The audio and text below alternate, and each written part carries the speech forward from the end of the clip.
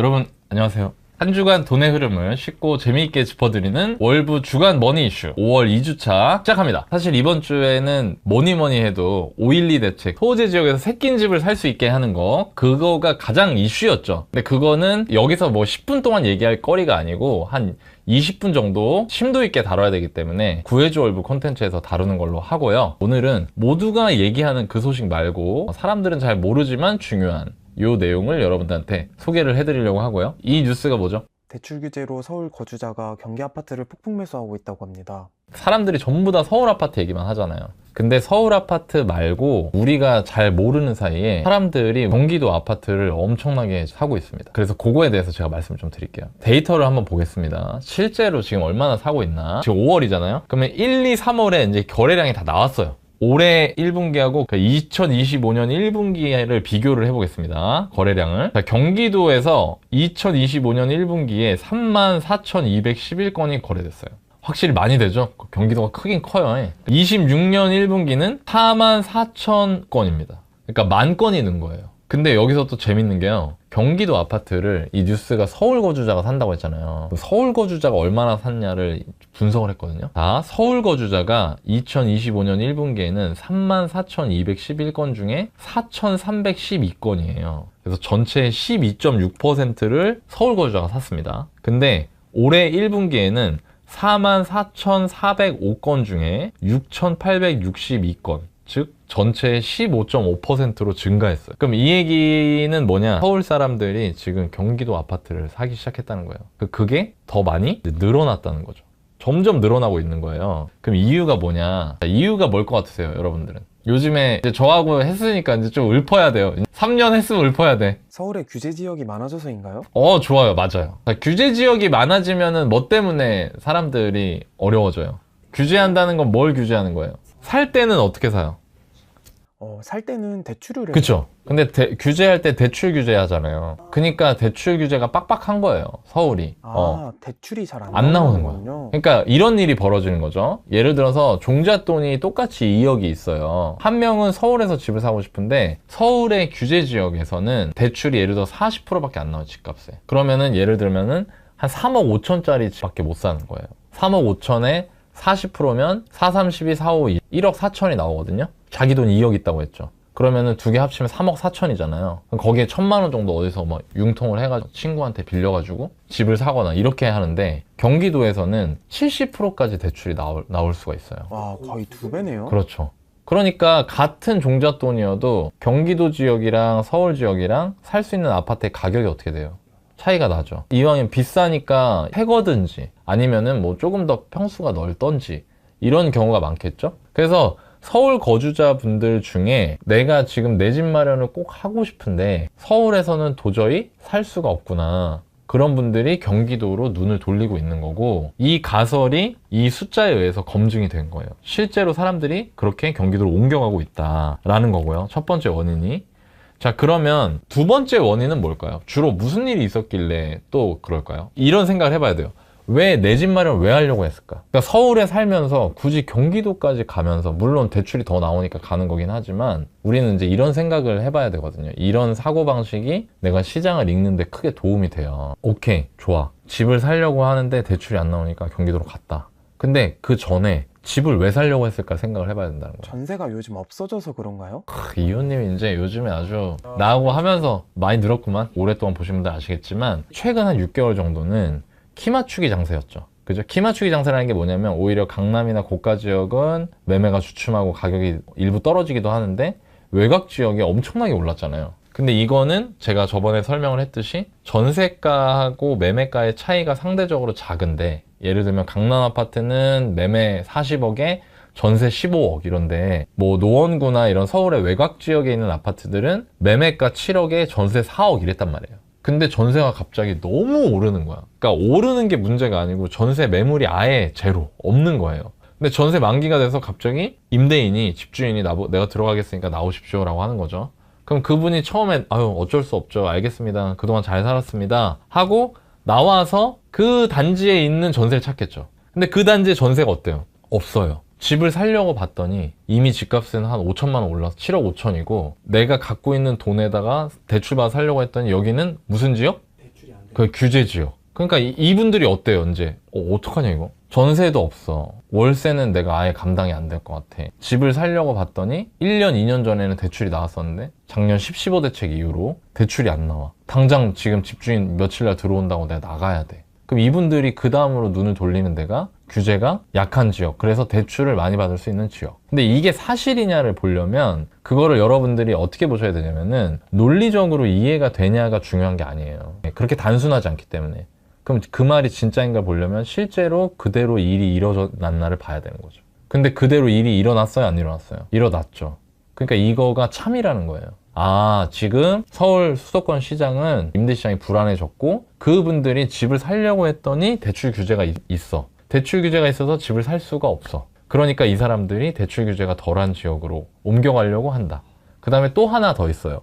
경기도가 비쌀까요? 서울이 비쌀까요? 서울이 비싸죠? 그러면 똑같이 규제 지역이라도 경기도에서 집을 살 수 있는 확률이 높아지는 거예요. 서울의 역세권 아파트는 8억인데 경기도 역세권 아파트가 6억인 거야. 같은 규제 지역이라도. 왜냐면 경기도에도 규제 지역이 있거든요. 그런 지역은 내가 내 집 마련이 될 것 같은 거예요. 그래서 경기도 아파트를 사람들이 사기 시작했다. 그게 데이터로 나왔다는 거죠.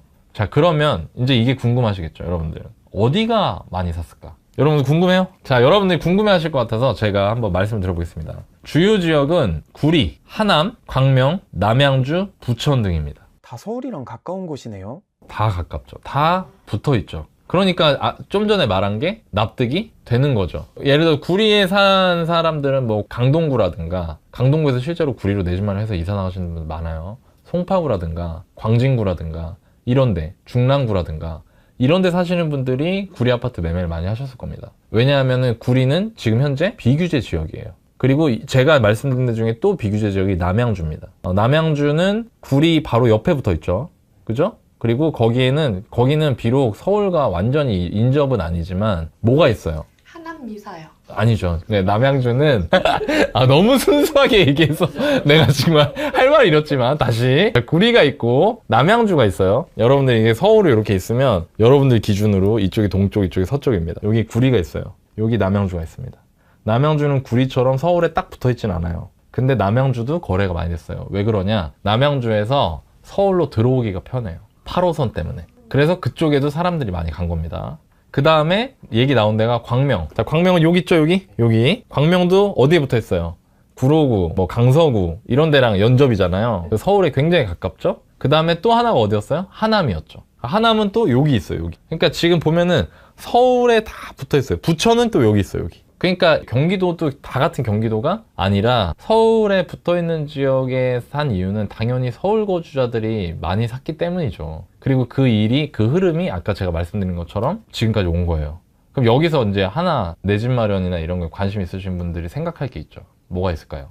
이전에도 이런 식으로 서울에서 경기로 퍼진 적이 있지 않았어요? 그렇죠. 지금 아주 올제님이 이제 나하고 이걸 하면서 지금 접근하는 방식이 잡히기 시작했어요. 항상 이런 일이 있을 때는 이전에도 이랬나? 이전에도 이런 적이 있나? 그 결말은 어땠지? 이거를 생각을 해봐야 되거든요. 이전에 이런 적이 있습니다. 그리고 이전에 이런 일이 있을 때는 주로 임대난이 벌어질 때 이런 일이 자주 일어나요. 매매가가 올라가지만 임대가 안정되어 있을 때는 사람들이 잘 이동하지 않습니다. 근데 임대가 난리가 나잖아요. 그럼 사람들이 이동을 합니다. 10년 전 뉴스 이런 거 찾아보면 전세 엑소더스 막 이런 제목들이 있어요. 전세 대탈출. 전세난이 일어나면 이런 거지. 모르겠다. 근데 누가 나가라고 해요, 안 해요? 나가라고 하진 않지. 전세 시장이 안정되어 있으니까. 그러니까 그냥 사는 거죠. 근데 전세가 막 난리가 나요. 집주인이 막 나보고 나가달라고 한다거나 아니면 전세를 한 번에 5천 1억을 올려달라고 하는 거예요. 그러면 어떻게 돼요? 그럼 진짜 움직여야 되는 거지. 그럴 때 사람들이 고민을 하죠. 다시 전세가? 아니 매매해. 이제 지긋지긋해. 매매하고 싶어. 그러면 제일 먼저 보는 데가 내가 사는데. 내가 사는 데가 매매가 안 돼. 가격이 너무 올랐든 대출 규제가 있든. 그럼 그분들이 차선책으로 찾는 데가 지금하고 가까운데. 그러면서 가격이 내가 감당이 되는데. 이런 식으로 흐름이 퍼져나가는 거예요. 그러면 앞으로도 이게 계속될 거냐? 저는 계속될 거라고 생각해요. 왜 그럴까요? 자, 이 일이 일어난 원인이 뭐예요? 그렇죠. 전세난. 전세난이잖아요. 전세난이 해결될 기미가 있어요, 지금? 별로 없죠. 그러니까 아마도 지금 전세 사시는 분들은 전세 만기가 다가오기 전에는 이런 뉴스에 별로 관심이 없을 수가 있어요. 근데 막상 전세 만기가 다가오면 어떻게 돼요? 체감을 하죠? 그럼 그분들도 지금 현재 사람들이 선택하는 거랑 비슷한 선택을 하시는 분들이 일부 있을 수 있다는 거죠. 그리고 그분들이 가장 먼저 찾는 곳이 서울에 닿아 있는 경기도다. 그래서 내 집 마련을 고려하고 계신 분들은 지금 이런 상황을 잘 참고하시면 도움이 될 것 같습니다. 어떻게 보면 눈치 게임을 하는 거네요. 비슷하죠. 근데 대부분 사람들은 이제 현생이 바쁘니까 내 전세 만기 되기 전까지는 그걸 잘 모르죠. 그래서 제가 이런 걸 통해서 여러분한테 그런 거 알려드리는 겁니다. 이 내용이 사실 굉장히 의미가 있는 거거든요. 지금 이 뉴스가. 근데 안 다뤄요, 잘. 지금 뉴스 다 뭐만 나와요? 다 토어제에서도 새낀 집 살 수 있다 이 얘기만 나오죠? 근데 지금 그게 나랑 무슨 상관이냐고. 오히려 이런 뉴스들이 일반 사람들한테는 더 도움이 될 수 있기 때문에, 근데 노출이 안 되고 있기 때문에 제가 일부러 끄집어내서 주간 머니 이슈에서 소개를 해드리는 거고, 앞으로도 이런 뉴스들을 뭐 메인 진짜 중요한 뉴스는 소개해드릴 수 있지만 중요하지만 사람들이 잘 모르고 있고 여러분들이 꼭 아셨으면 좋겠다 싶은 뉴스들을 소개를 꾸준히 해드릴 수 있도록 하겠습니다. 자, 다음 넘어갑시다. 미국의 4월 CPI가 3.8% 상승했다는데 이게 23년 이후 최대치라고 합니다. 이번 주에 모든 경제 이슈를 미국 물가 상승률 지표가 다 잡아먹었습니다. 자, 일단 CPI 발표가 됐고요. 그리고 어저께 PPI 발표됐어요. 여러분들의 표정이 CPI, PPI 얘기하니까 뭐지? 자, CPI는 소비자 물가고요. PPI는 생산자 물가입니다. 우리나라 말로. 소비자 물가는 우리가 뭔가를 살 때, 돈을 쓸 때, 생산자 물가는 뭐를 만들 때. 그렇죠. 자, 그래서 여러분들이 이 말 나온 김에 좀 정리를 하면은 물가 관련된 뉴스가 금리에 영향을 주고, 금리에 영향을 주는 것이 곧 주식시장이나 부동산 시장에 영향을 주는데, 사실 지금 현재 기존까지 주식시장이 빌빌대거나 했으면 금리에 대한 이슈가 영향을 덜 줄 수도 있는데, 지금 시장이 다 어땠어요 최근에? 요즘에 진짜 다 난리 났었죠. 막 미국, 일본도 장난 아니다. 일본 엄청 올랐다. 대만도 엄청 올라가고. 전 세계 주식시장이 대부분 다 좋으니까 금리에서 민감도가 어떻게 되는 거예요? 점점 높아지는 거죠. 사람들도 예민해지는 거고. 근데 금리에 영향을 주는 요소가 바로 이 물가예요. 첫 번째 요소예요. 지난 주간 머니쇼에서도 얘기했는데, 금리 결정을 누가 합니까? 미국은 연준이 하지 않나요? 그렇죠. 우리나라는 누가요? BOK. 복. 자, 중앙은행이 하죠. 그걸 중앙은행이라고 해요. 그럼 중앙은행이 그냥 기분대로 해요. 아, 기분 좋다? 야, 한잔해. 야, 금리 한번 시원하게 한번 내리자. 이렇게 해요. 아니면은, 똑똑한 사람들 막 이렇게 안경 쓰고, 우리 점도표 한번 찍어봅시다. 이렇게 해요. 어떻게 해요? 후자지, 후자. 그죠? 그래서 이 사람들이 근데 후자처럼 할 때 기준이 있다는 거예요. 그냥 막 하는 게 아니라. 그럼 중앙은행이 뭘 기준으로 할까요? 물가 안정인가요? 그렇죠. 맞아요. 여기서 여러분들 아셔야 되는 게, 중앙은행의 책무는 두 가지가 있습니다. 책무가 있어요. 본인들의 소명, 미션이 있어요. 첫 번째가 물가 안정이에요. 두 번째가 경기를 관리하는 겁니다. 침체에 빠지지 않도록. 그래서 둘이 충돌할 때는 뭐부터 하려고 해요? 물가부터 잡으려고 해야 돼요. 원래. 오케이? 이해되죠? 원래 근데 연준은 독립성이 보장이 돼야 돼요. 정치적 중립성. 왜냐면 정치인의 어떤 의도로 인해서 국가의 통화정책이 정해지는 게 사실 굉장히 위험한 거잖아요. 그렇기 때문에 그런 게 있었는데 점점 날이 갈수록 안 그러고 있죠. 지금 전 세계가 다 그래요. 막 머저리 같은 놈이라고 했잖아. 금리 안 내려준다고. 근데 그 모든 핍박을 다 막 막아내면서 이제 임기까지 다 했어요. 어쨌든 다시 돌아와서 그렇게 독립성을 갖고 물가 안정과 경기 부양, 경기 안정, 경기 침체로 빠지는 거 막는 거, 이 두 가지 책무를 수행하는 게 연준의 역할이에요. 중앙은행의 역할. 그러니까 결국에는 금리의 가장 제1요소라는 거예요. 근데 그 물가 지수가 나온 거죠. 여러분들 이제 왜 물가가 중요한지 알았죠? 금리에 영향을 주고, 금리는 또 자산 시장에 엄청 영향을 주잖아요. 그러니까 여러분들의 주식, 여러분들의 부동산에 영향을 줄 수 있기 때문에 이 물가를 잘 이해해야 된다. 자, 그러면 이 물가를 볼 때 지표가 아까 두 분도 얘기했듯이 CPI도 있고 PPI도 있고 막 복잡하잖아요. 그럼 제가 정리를 해드릴게요, 이번에. 자, 그러면 용어를 한 번씩 봅시다. CPI는 Consumer Price Index입니다. 그러니까 소비자 물가 지수예요. 진짜 말 그대로. 그 PPI는 Producer Price Index예요. PPI. 자, 이렇게 하면 일단 기억을 했어요, 우리가. 일단 소비자 물가 지수하고 생산자 물가 지수의 관계를 먼저 생각을 해봅시다. 자, 여러분들은 PPI가 먼저 반응하고 그 다음에 그게 CPI에 영향을 줄 것 같아요? CPI가 반응하고 PPI에 영향을 줄 것 같아요? 물건이 생산돼서 소비하는 과정에서 소비가 먼저예요? 생산이 먼저예요? 그렇죠. 그래서 PPI가 선행지수예요. 그러니까 PPI가 많이 오른다. 그럼 그 다음에 CPI도 올라간다. 일단 이거를 알아두면 좋아요. 그리고 또 있어요. CPI 중에 코어 CPI라는 게 있어요. 핵심. 코어. 자, 이거 뭐냐면 CPI는 크게 덩어리를 나누자고 하면 소비자 물가 지수 중에 예를 들어서 식료품 물가가 있고요. 에너지 물가가 있고요. 그 다음에 일반 소비재 물가가 있어요.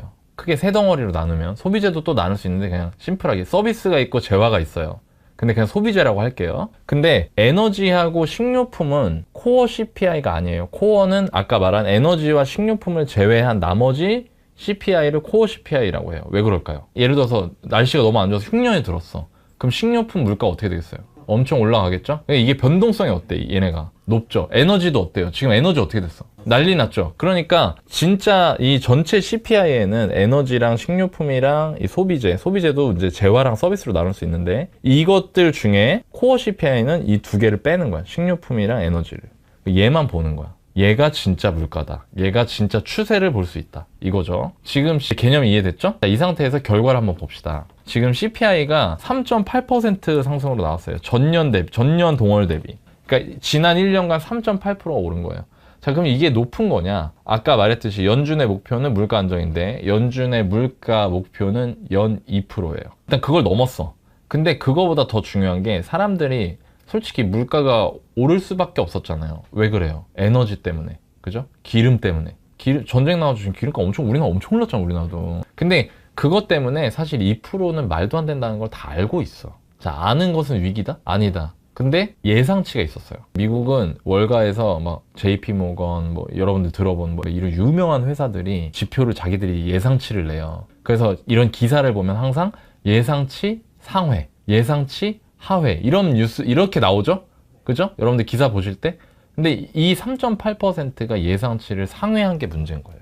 예상치가 3.7%였어요. 전년 동월 대비. 2025년 4월 대비. 2026년 4월은 3.8% 상승했습니다. 근데 다들 예측을 3.7% 정도로 했어요. 이러니까 문제인 거예요. 왜? 예상보다 높은 거야. 그리고 PPI는 더해요. 6.1%가 올랐어요. 그러면 이렇게 아까 제가 말씀드린 거에 따르면 이렇게 생각해 볼 수 있겠죠. PPI가 이렇게 높으니까 다음 달 CPI는 터지겠구나. 이런 생각을 해볼 수가 있고 아마도 그럴 확률이 높죠. 아직 소비자 물가에 다 반영이 안 됐다고 볼 수 있는 거예요. 근데 되게 재밌는 게 공부하기로 했으니까 이왕 좀 더 설명을 드리면 흐름을 한번 봅시다. 제가 좀 찾아봤어요. 자, 2026년 1월 달에 CPI는 3.1%, 2월 달에는 3.2%, 3월 달에는 3.5%, 4월 달에는 이번 달에 3.8%.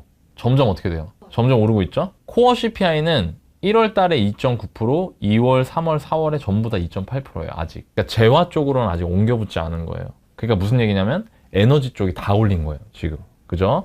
근데 그 PPI는 1월에 2.5, 2월에 2.8, 3월에 3.6, 4월에 지금 6.1. 자, 그러면 어떻게 되냐면 이 PPI가 코어 CPI, 즉 일반 재화와 서비스에도 영향을 줄 수 있죠. 자, 그러면 이제 우리가 이런 걸 딱 느끼면 어때요? 나 또 가난해지는 거야? 약간 이런 생각이 들잖아요. 나 또 그러면 밥값 또 올려줘야 돼? 약간 이런 느낌이 들잖아요, 지금. 그러면은 연준 입장에서 물가가 올라간다고 생각하는 게 합리적이에요? 내려간다고 생각하는 게 합리적이에요? 유지된다고 생각하는 게 합리적이에요? 물가가 오를 수 있다. 왜냐면 PPI가 너무 급격하게 올랐고 아직 CPI로 반영이 안 된 거야. 그러니까 그 에너지가 올라서 소비자 물가가 지금 올랐네. 그러니까 사람들은 나도 공감이 돼.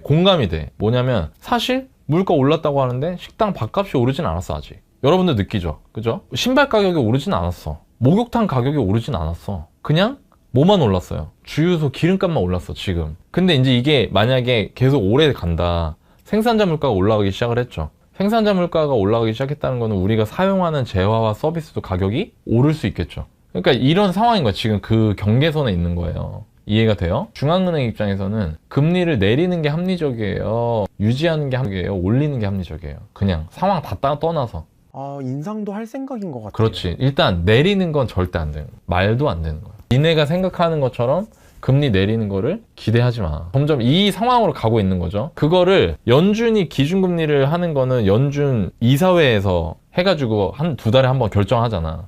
근데 그걸 맨날 하는 거 아니잖아. 근데 이 딱 소식이 정해지는 순간 그게 어디에다 영향을 즉시 주냐면 시장금리에 영향을 주죠.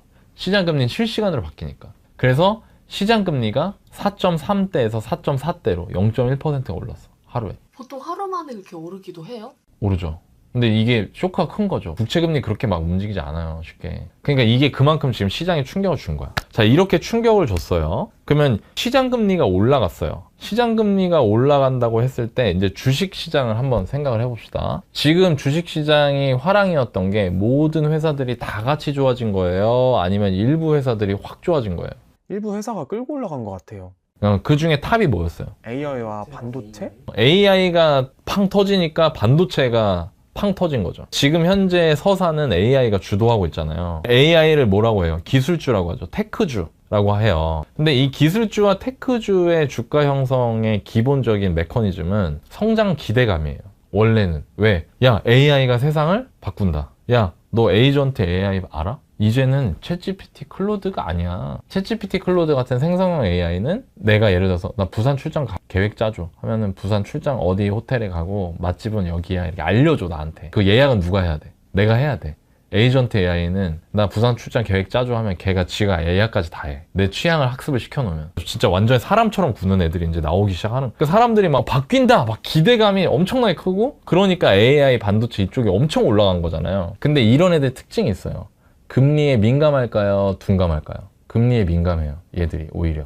왜? 자, 기업의 주가를 측정한다고 할 때 이거 여기서부터 조금 어려울 수 있는데 제가 최대한 쉽게 설명해 볼게요. 현재가치 할인법이라는 게 있어요. 이런 거 몰라도 돼. 그냥 이것만 알면 돼. 그냥 말이 이렇다는 거야. 자, 이 기업에서 미래에 낼 것 같은 이익이 있어요. 그걸 대충 추정을 할 수 있다고 쳐봐요. 근데 이 테크 기업들은 어때? 이익이. 추정하는 이익이. 자, 그럼 기술주의 이익을 생각을 해봅시다. 기술주의 이익을 사람들이 요렇게 될 거라고 기대해요? 요렇게 될 거라고 기대해요? 요렇게 될 거라고 기대하죠? 그럼 이거를 지금 현재 기준으로 이거를 가격을 가지고 와보는 거예요.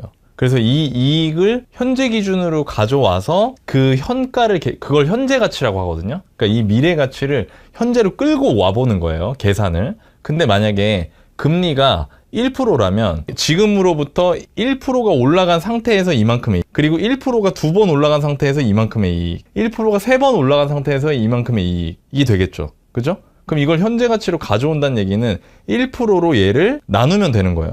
지금 현재 곱하기 1.01이 이만큼일 거야. 가치 기준으로. 근데 이 금리가 올라가면 이거를 5%로 한다고 치면 지금 곱하기 1.05가 이 가격이 되는 거죠. 가져올 때는 나눠야 되는 거예요. 1.05로. 이해돼? 무슨 느낌인지 알겠어? 그렇지. 그러니까 금리가 올라가면 이걸 나누는 값이 어떻게 돼요? 그러면 숫자가 어떻게 되겠어? 작아지겠지.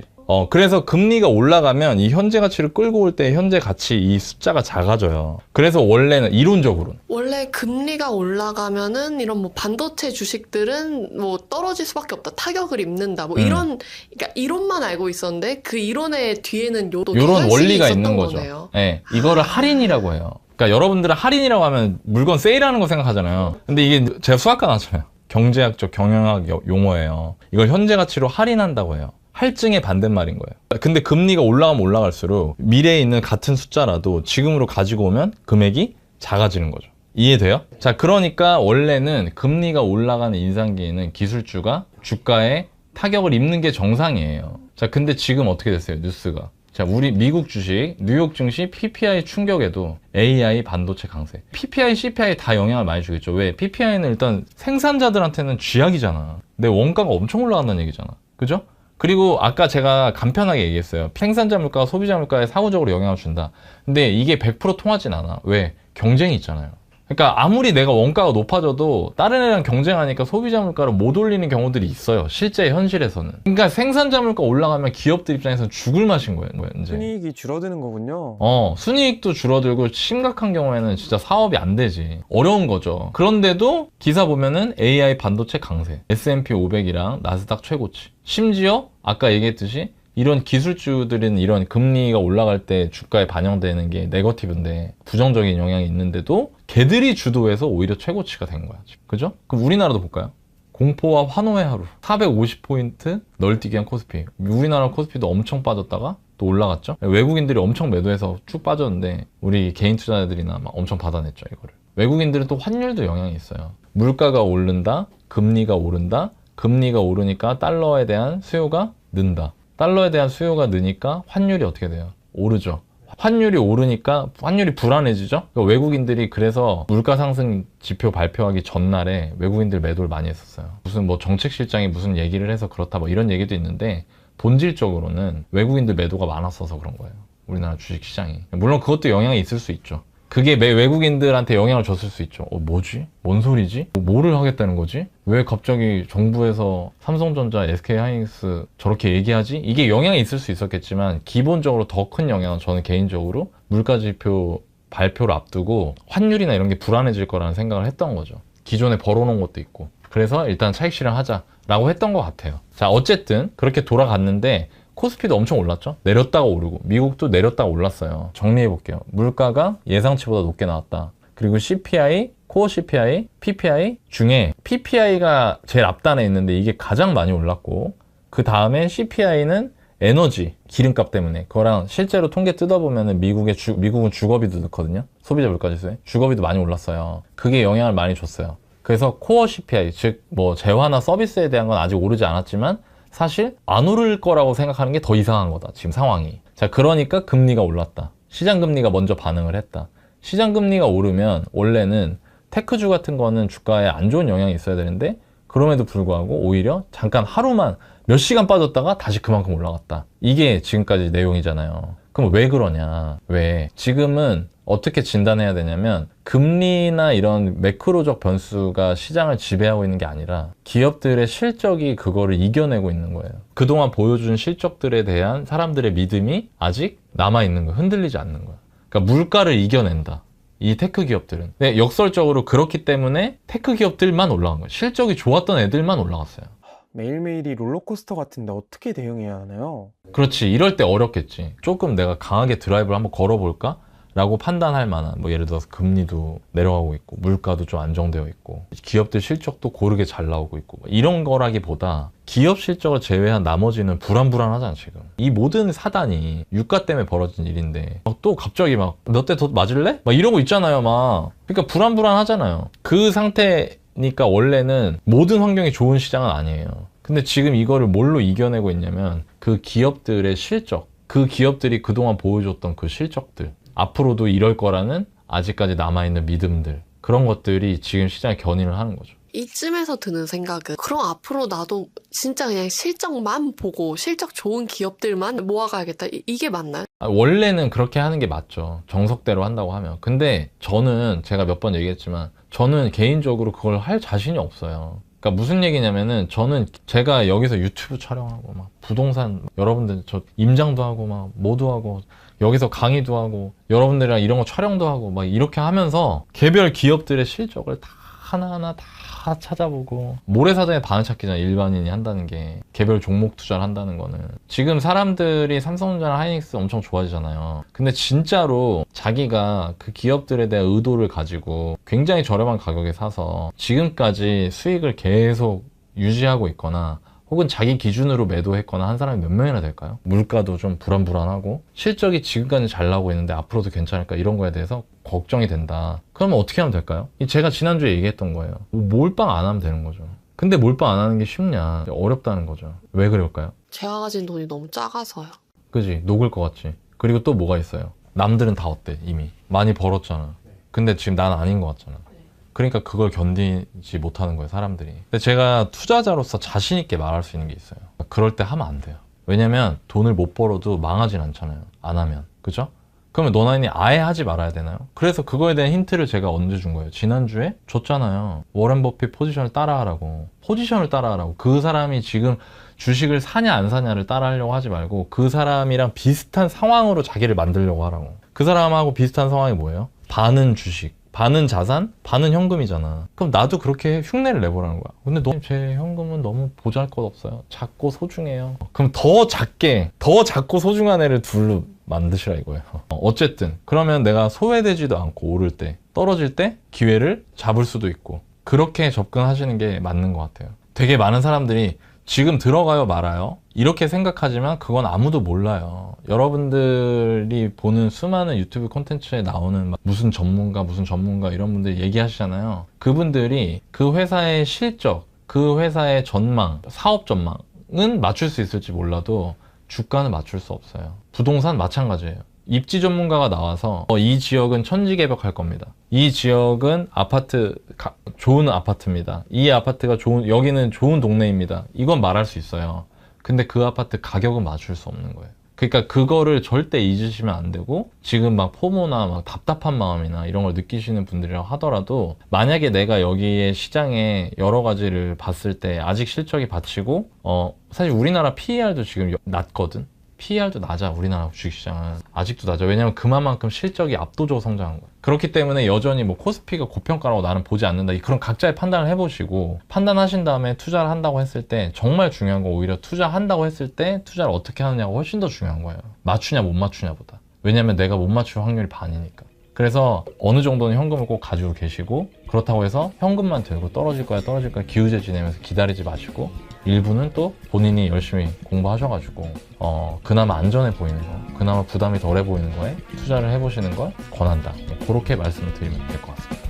자, 오늘은 여기까지 하도록 하겠습니다. 여러분, 그리고 제가 다음 주에 저희 회사 분들하고 같이 워크숍을 갑니다. 그래서 다음 주 방송은 한 주만 휴방입니다. 농담이고요. 네, 그래서 여러분 2주 뒤에 오겠지만 2주 뒤에는 그만큼 더 알찬 소식으로 제가 돌아올 테니까 꼭 기다려주세요. 오늘 내용이 도움이 되셨다면 좋아요, 댓글, 공유까지 해주시면 감사하겠습니다. 오늘은 여기까지. 감사합니다. 뿅!